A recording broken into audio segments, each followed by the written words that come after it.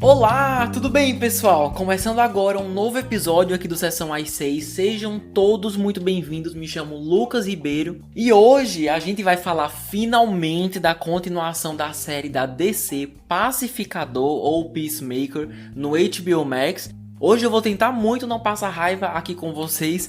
Talvez vire um grande descarrego e eu saia de alma lavada, talvez. Mas eu vou me segurar pra gente não se perder aqui na crítica. Hoje avisando que teremos sim altos spoilers, tá bom? Das duas temporadas, inclusive, então estão avisados. E é isso, hoje sem enrolação, bora começar e espero que gostem.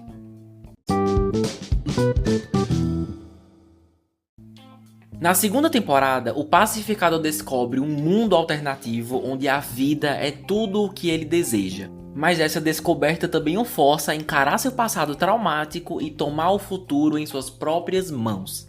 Bom, o showrunner e diretor e co-roteirista de alguns episódios continua sendo James Gunn, que saiu do recente Superman, super aclamado, todo mundo elogiando e gerando altas expectativas para essa série, né, que ele mesmo prometeu como sendo o grande próximo capítulo do universo DC. Vamos conversar sobre aonde isso deu, né?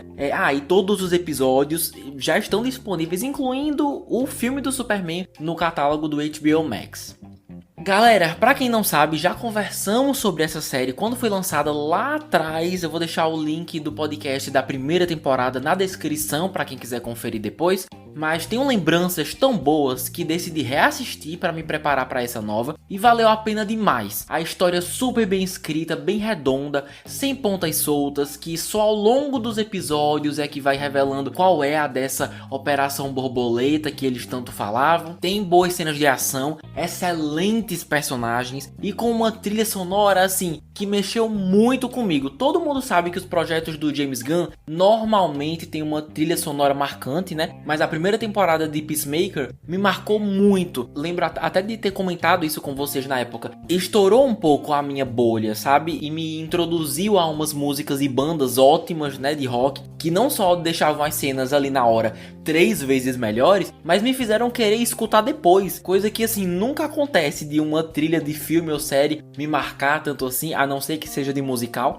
Então eu fui ver a segunda temporada na maior das expectativas e assim como muitos de vocês, eu assisti no formato do jeito que o James Gunn queria, né? Um episódio por semana e no geral deixou a desejar, né? Queria fazer uma análise mais positiva, mas não tem jeito, né?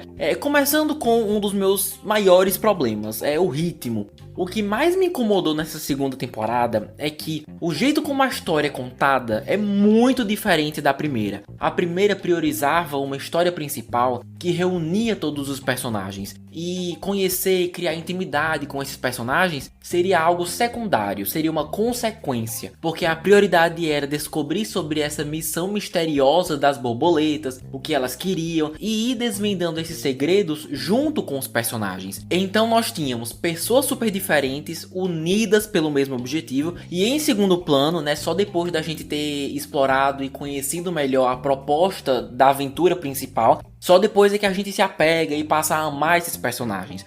Aqui, nessa segunda, tá todo mundo disperso. Cada um tá numa jornada diferente e aí você percebe que James Gunn decidiu priorizar o desenvolvimento dos personagens, principalmente o do Pacificador, e só depois a grande aventura, ou seja, as prioridades mudaram. Antes era aventura primeiro e conhecer os personagens depois, seria mais uma consequência, como eu falei, e agora inverteram. Conhecer e desenvolver os personagens é o foco de tudo, e depois, se tiver tempo, a gente vê mais da história e o mistério da temporada. Não tô dizendo que não gostei de conhecer mais deles, tem muita coisa aqui ótima pra quem quer fazer estudo de personagem, beleza. Mas uma galera, inclusive eu, amou a primeira temporada. A primeira temporada de Peacemaker é uma das melhores que eu já vi nos últimos anos, então assim, pra que mudar o que funciona? Se o formato funciona e agrada quem tá assistindo, pra que mudar isso? A força da série vem da dinâmica incrível do grupo de amigos, né? Eles se complementam muito bem, mas aqui passam mais tempo separados do que juntos e demoram tanto pra dizer sobre o que é essa temporada, né? Qual é a aventura da vez? Sabe por quê? Porque a aventura não começa. Eu passei os primeiros 4 episódios esperando alguma coisa acontecer nessa série, sem entender direito qual era a ameaça, pra onde que a gente tava indo. Por isso que quando a gente chega no episódio 5, se eu não me engano, é nesse episódio que o Chris se muda de vez pra outra realidade e os amigos se reúnem pra buscar ele, eu sinto que as coisas finalmente engataram. Decidi focar nos personagens individualmente, ao invés de criar uma grande história que unisse todos logo de cara, só adiou e atrasou as coisas realmente interessantes que essa temporada tinha a oferecer, sabe? Na minha opinião, separar o grupo e deixar com umas narrativas meio jogadas assim foi um tiro no pé. Então, o ritmo lento é nesse sentido, né? Começar muito devagar. O meio, quando você entende o potencial da temporada, é muito bom. E o final apressado que deixa a desejar por não termos tempo de desenvolver muita coisa. E às vezes nem parece querer desenvolver, sabe? Mas depois a gente fala disso.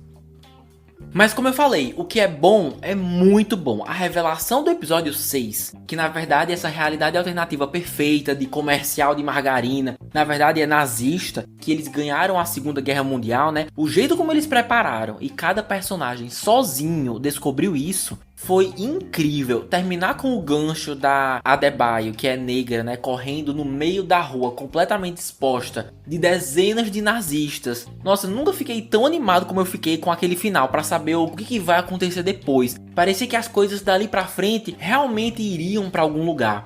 E outra, por um momento eu até pensei, nossa, realmente, o Chris é uma ameba, né? Como que ele não percebeu que esse tempo todo ele tava no mundo nazista? Mas olha só como a vida é engraçada, né, meus amigos? Porque logo depois eu percebi que eu também não tinha percebido, assim. Depois da revelação fiquei até me julgando, sabe? Assim, por não ter percebido. Em minha defesa, eu não vi nenhuma dica sobre isso, assim, pelo menos não que eu tinha percebido. Mas eu tava bem dane-se nesse começo, sabe? Nesse começo da história. Então não é como se eu estivesse tentando super adivinhar a reviravolta. Eu nem sabia que ia ter uma reviravolta nessa temporada. Fiquei bem mais focado na fantasia romântica que o ponto de vista do pacificador trouxe pra tudo isso, né? Que é um grande foco sempre que ele tá nessa nova realidade. Então eu só foquei nisso. Mas eles deixaram claro que era bom demais pra ser verdade. Um mundo fantasioso demais. Ainda mais, como eu falei agora, vendo pela perspectiva do Chris, que ficou tão focado em abraçar essa vida em que seu pai e irmão estão vivos. Não só estão vivos, que eles se dão bem e que seria visto como um herói digno e respeitado pelas pessoas, que fez sentido ele não querer duvidar da segunda chance que ganhou, sabe? Então, de longe, todo o arco entendendo e tentando fugir dessa realidade foi a melhor parte pra mim. Ficou bem mais fácil de ver o potencial da série, pra onde eles podiam ir a partir dali. Foi bom demais. Mas com certeza muita gente aí já deve ter suspeitado ou até adivinhado mesmo. Se algum de vocês estiver escutando aí, meus parabéns. Vocês são muito observadores. E aparentemente o próprio James Gunn dava pistas na história sobre uma cultura embranquecida, né? A existência de uma supremacia americana branca. Deve ser o tipo de história que você reassistindo, já sabendo o que acontece, consegue prestar bem mais atenção nesses detalhes, né? Deve ficar muito óbvio quando você já sabe a reviravolta.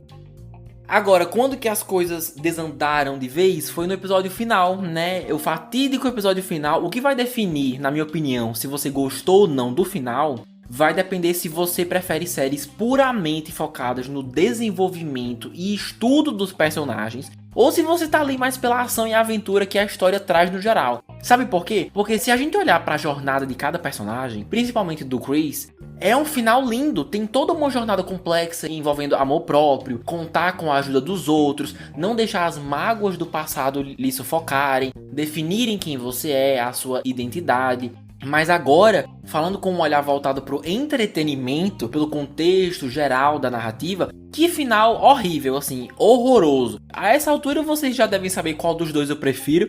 Eu terminei esse episódio final sem acreditar na capacidade deles não nos darem absolutamente nada do que poderiam. A gente foi do ápice pro fundo do poço muito rápido com esse desfecho. O que mais me incomodou foram as pontas soltas e as oportunidades perdidas. O irmão do Chris na realidade nazista sobreviveu com ódio nos olhos, né? Porque perdeu o pai, perdeu o irmão, tendo tudo pra virar um grande vilão da série, com uma ótima história de origem. Até o jeito como a sua última cena é filmada dá a entender que ainda o vamos ver de novo, que o cara quer vingança e tudo mais. E a gente nunca mais vê o cara. Dá pra acreditar que ficou só por isso mesmo? E outra, ver essas coisas também me faz perceber como a gente perdeu tempo com umas besteiras surreais assim, que não foram pra lugar nenhum, ou que não avançaram muito como poderia. Aquele caçador de águias indo atrás do Eagle, né, aquela águia de estimação do pacificador. E a revelação que Eagle é uma águia lendária, que segue as lendas dos indígenas, que não sei o que lá. Que diferença isso fez, mano? Mano, quem se importa? O Eagle realmente precisava ter um arco nessa temporada? É o tipo de coisa que, na verdade, enquanto eu estava assistindo, eu já consegui dizer que isso não ia pra lugar nenhum. Mas quando você olha pra trás, é pior ainda, sabe? Quando você termina a temporada toda e vê o potencial desperdiçado, é pior ainda. Outra coisa também foi o Rick Flag querendo vingança pela morte do filho, que a gente viu num filme de 4 anos atrás. Quando saiu o Esquadrão Suicida, realmente foi um choque. Ele ter matado o Rick Flag Jr. foi um dos motivos que eu passei a odiar o Pacificador, realmente. Mas isso faz tanto tempo, cara. Essa ideia que a gente vai simpatizar facilmente com uma morte super antiga, depois de anos de conteúdo da DC que a gente assistiu, é um absurdo, assim. Com certeza deve ter gente que simpatizou e tudo mais. Não tô duvidando disso, a questão não é essa. Mas esse personagem claramente devia estar na primeira temporada. É muito nítido pra mim que eles deviam ter abordado isso na primeira oportunidade possível. Até porque, vamos ser sinceros, o que a gente tirou dessa história, desse arco? Porque eu não senti que o luto do pai foi explorado. Ele continuou odiando o pacificador exatamente do mesmo jeito quando a temporada começou. E assim, no geral, eu não acho que ele terminou a série tendo processado o luto nem nada, sabe? Eu não acho que teve avanço nenhum. Não que precise. Mas então pra que você vai introduzir essa narrativa se não vai haver desenvolvimento nenhum, sabe? O rancor e tristeza continuam exatamente no mesmo lugar que no começo da temporada. Então assim, pra quê? Outra coisa, aquela detetive policial lá, a Cyborg, foi outra coisa que não serviu pra absolutamente nada. Pense numa informação inútil que foi essa, que essa mulher é metade robô. Essa parte toda, na verdade, da Argus espionando o pacificador, eu achei um saco. Esses exemplos que eu tô dando é mais pra mostrar que nós tínhamos espaço pra explorar coisas realmente interessantes, mas o problema é que esse espaço foi preenchido por histórias e arcos e até uns personagens extremamente descartáveis, assim, pra mim, pessoalmente. Tempo super valioso que a gente podia ter investido no surgimento do irmão do Chris como o grande vilão da temporada, ter explorado mais outras realidades, ou pelo menos essa nazista que foi o foco. Tinha muita coisa que podia ter sido feita, tinha muito potencial ali, e o mais triste é que acabou sendo só isso mesmo, potencial. E quando falo de ganchos, estou falando dessa questão do irmão do Chris querendo vingança, do próprio Chris ter ficado preso numa realidade, numa prisão criada pelo Rick Flag. Isso em especial achei muito repetitivo. O foco da temporada não foi resgatar o cara de uma realidade nazista, meu Deus. Aí a série termina com ele precisando ser resgatado de novo, preso em outra realidade. E outra, a gente já viu isso em Superman, que saiu esse ano, também do James Gunn, preso no universo compacto lá do Lex, e depois foi resgatado pelo Senhor Incrível e a Lois. Só eu acho isso repetitivo, não é possível. Sendo bem sincero, ao invés de terminar a temporada pensando, meu Deus, onde será que ele tá? Nossa, como que ele vai voltar pra sua realidade? Na verdade, eu não podia me importar menos, assim. Eu gosto do personagem, mas foi o gancho menos atraente que eles podiam ter feito, assim, na minha opinião. Quer saber? Já que eu comecei a reclamar, vou terminar, tá certo? Muitas piadas e personagens meia boca dessa temporada, muita piada sem graça. Eu sei que o humor é relativo, o que é engraçado pra mim pode não ser engraçado pra você e vice-versa. E tiveram cenas ótimas aqui e ali, realmente engraçadas. Ainda uma série divertida, mas tipo, muita piada sobre animal, fatos curiosos sobre bichos, aranhas, aves. Nossa, sério, o próprio Discovery Channel essa temporada. Eu sei que são os interesses dos personagens, mas era toda hora e nunca era engraçado, sabe? Parecia que era só pra impedir a história de avançar e só irritar os outros personagens. Tô falando principalmente daquele agente Langston, aquele que tem a condição de não conseguir diferenciar as aves. Foi engraçado por 3 minutos, depois ficou um saco. Mas esse cara, no geral, espero que vocês saibam de quem eu tô falando. Insuportável. Fazia um tempo que eu não, assim, tinha ranço forte de algum personagem de filme ou série. Toda cena que aparecia me irritava. Sempre com uns comentários machistas estranhos e nunca falava nada que prestasse. Só falava de sexo e nunca era engraçado, sabe? Quando eu vi que ele terminou a série fazendo parte daquela equipe nova do Pacificador, Checkmate, que daqui a pouco converso mais com vocês sobre, nossa, eu fiquei tão triste saber que de agora em diante ele vai ficar andando impregnado permanentemente com o nosso grupinho assim principal. Eu achei um saco. Agora, por falar em piada sem graça, essa do Judo Master sempre comendo Cheetos desde a primeira temporada é muito sem sentido. Ou eles realmente acham engraçado, ou o James Gunn acha isso hilário, ou é só uma propaganda ali no meio da série e é isso, sabe? Ao invés da gente conhecer mais do cara, ele só escolhe manter ele nessa piada sem graça, sem quase nenhum desenvolvimento, sabe? Acho que o mais próximo que nós chegamos de desenvolver o cara de verdade, conhecer o minimamente dele, foi naquele episódio que eles estavam tentando fugir, que ele se encontrou com a Adebayo, que eles passaram um tempo jogando um jogo lá, esperando anoitecer pra tentarem voltar pra realidade deles. Aquelas conversas ali eu achei ótimo, mas ficou só por isso mesmo, né? Infelizmente. Já que a gente começou a falar dos personagens, vamos trazer aqui o elenco principal, né? Começando pelo John Cena, que faz o Chris, ou o Pacificador. E como eu falei, se for olhar a temporada só pela sua jornada pessoal, é sensacional. A série é dele, não só John Cena tem muitas cenas tensas e conflitos internos para mostrar como é um ótimo ator e que provavelmente esse é o melhor papel da sua carreira até agora, mas o público realmente tem a oportunidade de chegar mais perto e se colocar um pouco no seu lugar, né? Chega uma hora que a solidão e a insatisfação com a própria vida são tão grandes que mudar de realidade para sempre nem parece ser uma decisão tão difícil assim, né? A mulher que você gosta também gosta de você e tá disposta a lhe dar uma chance. Seu pai e irmão estão vivos e são uma família unida e feliz. E como eu falei antes, ainda por cima é visto como um herói super respeitado na cidade. Pensando por essa perspectiva, os primeiros episódios que eu achei bem parados, na verdade ajudam a estabelecer essa insatisfação com a própria vida, né? Para quando a gente finalmente chegar no episódio 4, entender a decisão que ele toma de ir embora. Mesmo antes da temporada acabar, você vê como o personagem tem evoluído, né? Em Esquadrão Suicida, quando vemos pela primeira vez, o cara é um otário super preconceituoso, com o lema de matar todo mundo em nome da paz, que só assim nós um dia teremos paz no planeta. E aqui a gente vê que não só ele tá disposto a mudar, mas realmente tá desesperado para ser levado a sério. E ele mesmo diz que não é o mesmo cara de antes, né? Então assim, sério, acompanhar essa mudança e se permitir gostar dele e finalmente simpatizar com o cara é outra coisa, é muito bom assim. Principalmente nas cenas em grupo que ele tá com os amigos, você fica tão feliz quando vê que ele encontrou a sua turma, sabe? E ainda teve aquela sequência da crise de identidade nos episódios finais, que ele se achando o anjo da morte e todo mundo ao seu redor sai machucado. Foi interessante, né? A relação entre o Chris e a Emilia, né? A Harcourt foi bem trabalhado ao longo da temporada, mas não acreditei quando a série revelou que eles iam começar a namorar e a gente descobrindo assim no meio de uma montagem do nada, eles de mãos dadas. Como que você traz esse desfecho para uma relação super complexa que eles mesmos exploraram para no final acabar com os dois caminhando de mãos dadas e é isso? De repente eles deixaram de ter problemas, como é que é? Eu sinto que faltou ali para entender como eles fariam isso funcionar, sabe? Sério, eu tive vários problemas com esse episódio final. A gente pode passar o dia só falando mal dele. E eu sei que não fui o único, tá?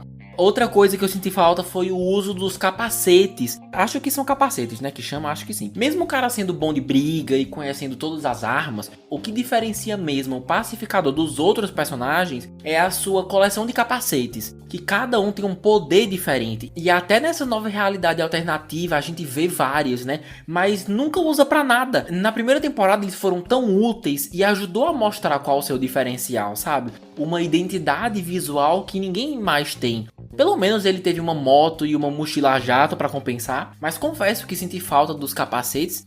Ah, e uma última coisa antes de avançar, eu não acreditei por um minuto que o pai dele da outra realidade não era nazista. Eu vi que muita gente ficou, meu Deus, que revelação, ele não é nazista. Eu não acredito por um segundo, porque é aquela coisa. Você nasceu e cresceu numa sociedade que te ensinou naturalmente o que é certo e o que é errado, né? Que nem na nossa. Então assim, você não nasce querendo ser preconceituoso, acreditando nisso, naquilo, discriminando os outros, sendo uma pessoa violenta. Isso é estimulado, né? Isso é ensinado, é normalizado. Então, pelo menos na grande maioria das vezes, né, que a gente tem visto aí. E você quer que eu acredite que o cara anda por aí sendo amado e respeitado por nazistas e por algum motivo ele é completamente isento dessas ideologias todas?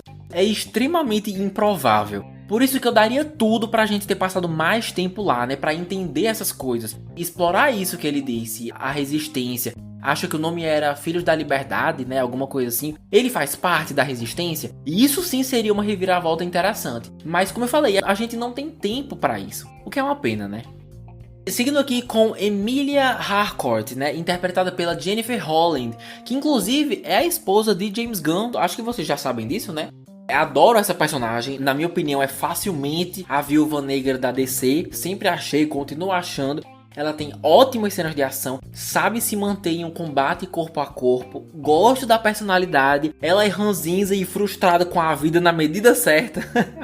Vocês entenderam, né? Sem ser muito depressiva de se assistir nem nada, não acho que traz a série pra baixo nem nada. É uma personalidade que contrasta muito bem com as do Chris e do Vigilante, e suas questões pessoais aqui são ótimas. Sai por aí arrumando briga porque prefere lidar com as coisas na porrada do que tentar entender suas frustrações pessoais, né? O que sente pelo Chris, o fato de não estar mais trabalhando na Argus. E a química entre ela e o Chris funciona muito, porque ao mesmo tempo que você entende que ele merece uma chance dela, nem ela sabe dizer direito o que sente, né? Sem contar que a gente descobre que ele matou o cara que ela tava ficando, então é complicado, sabe? Eles fizeram um bom trabalho em mostrar por que é complicado.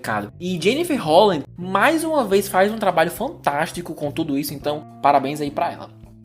Agora, minha personagem preferida, Adebayo, interpretada por Danielle Brooks, que tá ganhando cada vez mais destaque nos últimos anos. Fico muito feliz, adoro ela. Eu quero saber de você aí, ouvinte. Você tem assistido mais filmes e séries com ela? Porque ela tem aparecido em bastante coisa. Acho que o último filme que eu assisti dela foi Minecraft. Inclusive, eu quase fiz um podcast de Minecraft. Mas enfim... Como eu falei, né? Ela continua sendo minha favorita aqui mais uma vez. É extremamente carismática. Acho impossível não gostar dela. A sua amizade com o Chris continua sendo um dos pontos altos de longe. Um ótimo exemplo de amizade entre homem e mulher. Bem escrito, assim, super orgânico. Não é sexualizado nem nada. E o seu discurso no episódio final, praticamente assim, uma carta de amor pro cara. Que ele mudou ela, que ela viu uma águia abraçar um humano. Muito bonita a cena. E não tenho dúvidas de que ela é o coração da equipe. Assim, apesar de todo o carisma do John Cena, mas é ela que tá sempre reunindo o pessoal, é o coração, com certeza.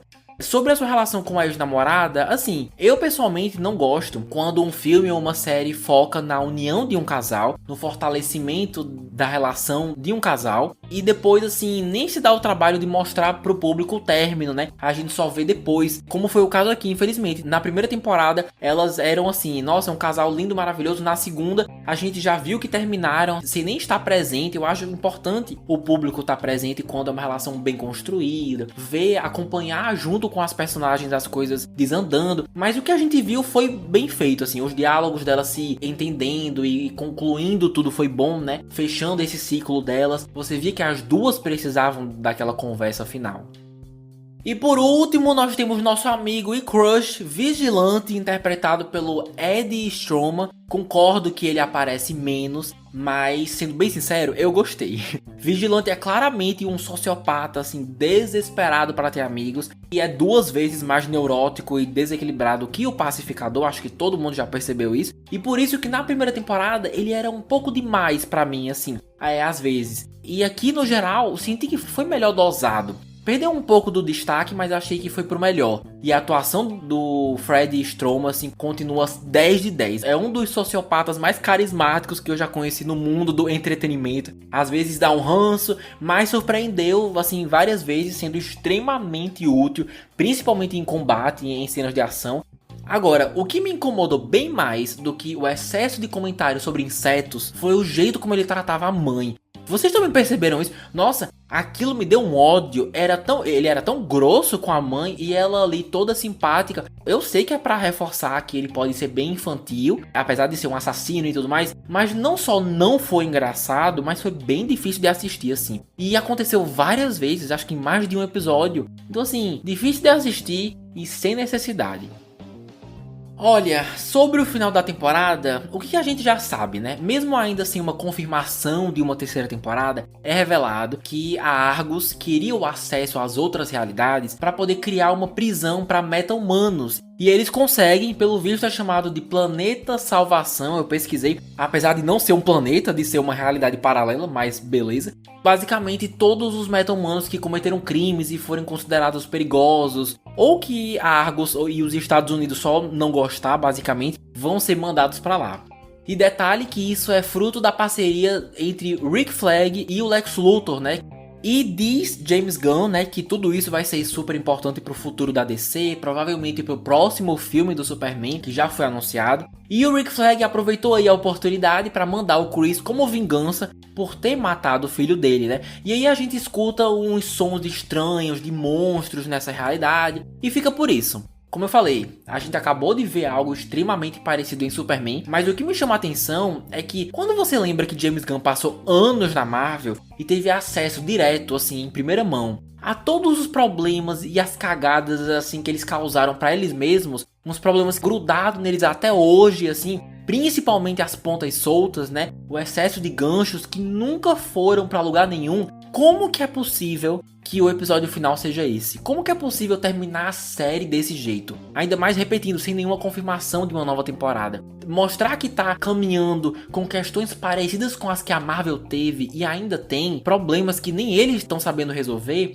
é muito estranho pra mim, assim. E depois de todas as oportunidades perdidas, como eu falei, eu nem faço tanta questão mais de ter uma terceira temporada, sabe? Mesmo claramente sendo isso que eles deviam fazer. Nos quadrinhos tem uma minissérie em inglês, né, chamada Salvation Run, contando a história de todos os vilões famosos presos nessa realidade, mas que com o tempo acabam, né, precisando lutar com os monstros dessa dimensão para sobreviver, ao mesmo tempo que conseguem criar e desenvolver a sua própria civilização. E parece que é bem por esse caminho que eles devem seguir, né? Nunca cheguei a ler essa minissérie, e mesmo pelo que eu vi, a história, né, nos quadrinhos envolvendo ali a participação do Darkseid e tudo mais, James Gunn disse que vai ser uma adaptação, ou seja, ele vai fazer o que ele quiser e é isso. Talvez seja super fiel, talvez não. Então, aos fãs desses quadrinhos, é bom administrar aí as expectativas só por precaução, tá bom? A gente também termina com os nossos protagonistas criando a Checkmate, que também é dos quadrinhos. Lá é uma organização espiã que funciona ali por baixo dos panos, com vários contatos e tudo mais. Não muito diferente da Argus. Mas aqui, pelo visto, é só uma organização de detetives super pública, assim, com uma placa gigante em um prédio. Então, não sei o quão discretos eles vão ser. Agora, onde vamos ver esse pessoal de novo, só Deus sabe. Por um lado, eu quero muito rever esse pessoal, mas por outro, eles colocaram um pessoal tão meia boca ali no meio, como eu falei. Aquela Cyborg, né, a Sasha Bordeaux, o Flurry. Mas como o Pacificador apareceu em Superman, talvez vejamos algo na continuação em 2027, né, que já foi confirmada. Ou então, minha outra teoria, na série dos Lanternas Verdes do ano que vem, que pelo que eu entendi vai se passar aqui na Terra e vai ter uma pegada mistério de assassinato, né, uma coisa mais investigativa com detetives. Então é outra possibilidade também. Agora, sobre as participações especiais, o que vocês acharam? Vocês esperavam mais? A gente teve o Lex Luthor na cadeia, né? Consequência do final do filme do Superman, depois daqueles acontecimentos todos, dando a dica pro Rick Flag de como localizar o portal para outras dimensões e tudo mais. Também tivemos a Gangue da Justiça com o Maxwell Lord, mas só no primeiro episódio e todas as cenas já estavam no trailer. E na recapitulação da temporada passada, logo quando a gente começa mesmo essa nova história, ao invés de mostrar ali na recapitulação a Liga da Justiça aparecendo no final, que foi o que realmente aconteceu com o Aquaman e o Flash, James Gunn alterou para os heróis do seu universo, né? Agora que está oficialmente no comando da DC. Então, quem apareceu no final da primeira temporada foi a Gangue da Justiça, com o Superman e a Supergirl. Então, claramente, a ideia é esquecer a formação antiga, né? Mesmo que tenham aparecido na temporada passada. É confuso? Sim, A gente podia estar começando tudo do zero, mas beleza, né? A DC meio que tá se reiniciando pela metade. Algumas coisas mudaram, outras continuam as mesmas. Vamos ver se isso vai dar certo aí. Vamos ver se vai ser confuso demais para o público acompanhar ao longo dos anos. Mas, assim, voltando para as participações especiais. Com essa realidade alternativa ganhando destaque, muita gente, inclusive eu, pensava que nós teríamos aí a aparição do Superman nazista, já que deu para trazer o Lex para a série. Será que não daria pra trazer o ator que faz o Superman também? Mas por outro lado, a gente já teve várias versões do Superman do mal, né, ao longo dos anos. Até do próprio Zack Snyder. Então acontece, né? Tudo bem. Também achei que os personagens de Comando das Criaturas, aquela série animada, podia aparecer em live action, né? Uma série animada que saiu antes do Superman. Que inclusive, detalhe enorme, tem na equipe um robô com a função única de matar nazistas. A personalidade dele inteira, a história de origem dele inteira é matar nazistas. Então o fato do James Gunn, que assim deu vida a esses personagens para outras mídias, né, tirou dos quadrinhos, não ter pensado nisso, na participação desse robô assim nesse universo nazista, como participação especial, foi uma baita oportunidade perdida que eu não sei como que a gente não teve, sabe? E claro, a gente não pode esquecer da Amanda Waller, né, a icônica Viola Davis, que é a mãe da Adebayo. Faria sentido se ela aparecesse, não apareceu e, ironicamente, apareceu na primeira temporada, né? Não é uma série que depende de aparições especiais para fazer a série valer a pena, mas é uma história que naturalmente abre espaço para essas aparições que só iriam deixar a história mais rica e mais interessante. Agora, sabe o que a gente ainda não conversou? Sobre a abertura. Uma das coisas mais icônicas da primeira temporada foi a irreverência da abertura, né? Você ter todos os personagens dançando sem reação alguma e sem ter ideia da personalidade de cada um, que personagem vai aparecer, em que momento da história, e tentar descobrir ou só teorizar em cima disso é muito divertido, nunca perde a graça pra mim. E aqui tive a mesma sensação, quando do nada apareceu uma segunda Emilia Harcourt voando de saia, do lado de uns caras com os uniformes, parecendo assim os vilões dos Power Rangers, e depois descobri que todos eles são da outra realidade, foi bem legal. O formato dessas aberturas, como eu falei, nunca perde a graça pra mim. Vi muita gente dizendo que a antiga abertura era melhor, muita gente reclamando isso e aquilo, que a música era mais impactante antes. Como a gente está explorando uma nova fase dos personagens, é uma nova era, e isso deixa a história naturalmente mais dramática, né, a narrativa da temporada, faz sentido a música também ser, a escolha da música para abertura. Eu sinto que a música escolhida para cada abertura reflete muito no tom que a temporada vai ter. E eu gostei de verdade, né, tanto que eu escuto a música toda hora.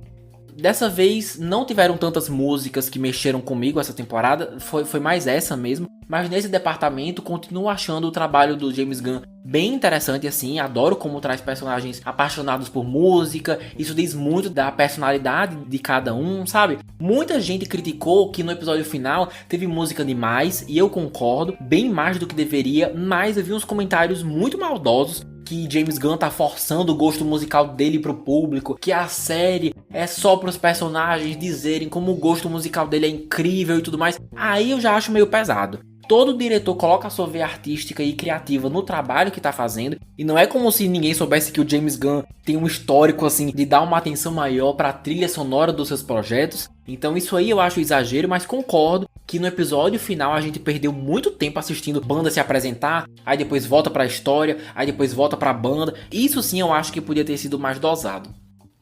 Bom, essa temporada, assim como a primeira, também tem 8 episódios, variando aí entre 33 minutos e ali perto de 1 hora de duração. E como eu falei, né, todos os episódios já estão no catálogo do HBO Max. Galera, no geral, a nova temporada de Pacificador pessoalmente é bem bagunçada, muitas pontas soltas, personagens irritantes com umas piadas que não funcionam, umas narrativas desnecessárias, e quando finalmente chegamos em questões interessantes na hora de explorar realidades alternativas, é tudo meio corrido e a gente não tem tempo de explorar todo o potencial que aquela realidade tinha para oferecer. Mas tudo que vimos lá eu adorei e foi uma reviravolta genial que eu mesmo jamais ia adivinhar. Percebi que o que incomodou muita gente foram as promessas do James Gunn nas entrevistas de que coisas incríveis e fantásticas iriam acontecer no final, que a gente não poderia esperar até esses episódios serem lançados, que os últimos eram assim super secretos e iam definir o futuro da DC.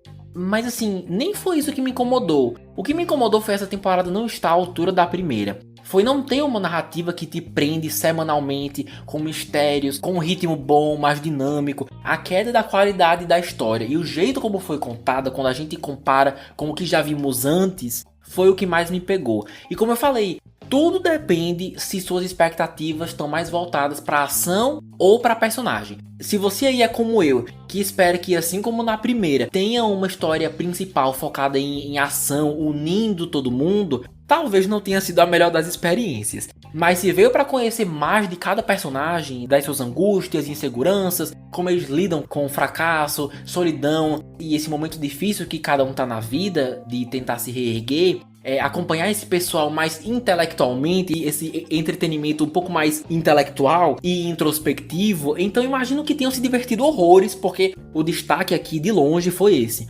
E são boas questões para abordar, tudo isso que eu falei é interessante, mas priorizar isso é o que me pega mais. Porque como resultado, quando você vê, a qualidade da aventura é muito meia boca. Aí repetindo, ainda mais quando a temporada anterior foi tão boa. Eu não consigo reforçar o suficiente como eu gostei da primeira temporada. Também com ótimos desenvolvimentos de personagem. Aqui, por algum motivo, eles sentiram que precisavam escolher entre uma coisa e outra. Mas crédito a DC por conseguir trazer mais uma história de multiverso que ninguém aguenta mais e ainda fazer ser interessante. A DC tá há décadas falando de multiverso e realidades alternativas nas suas animações, filmes, séries, jogos, nos quadrinhos. A Marvel também tá nessa onda e mesmo isso me preocupando no início, desde quando vi o trailer, conseguiram mostrar que ainda dá para trazer questões interessantes, mesmo o mercado estando bem saturado aí dessa temática. Apesar de todos esses problemas, pra quem já curte esse gênero herói ou só a DC e por algum motivo ainda não assistiu, você indo com as expectativas bem mais ajustadas ou até baixas mesmo, expectativas baixas,